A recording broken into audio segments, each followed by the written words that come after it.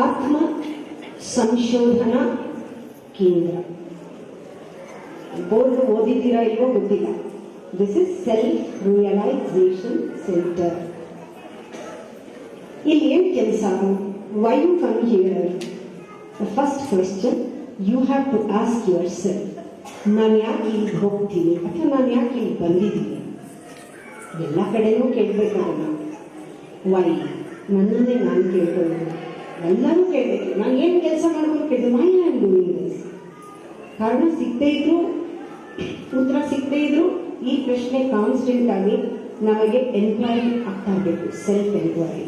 Y I am doing this? ಈ ಜಾಗಕ್ಕೆ ನೀವು ಯಾಕೆ ಬರ್ತೀರಾ ಅಂದರೆ to know yourself, for self study ಅಲ್ವಾ? ಇಲ್ಲದೆ ಇದ್ರೆ ಬರಬೇಡಿ.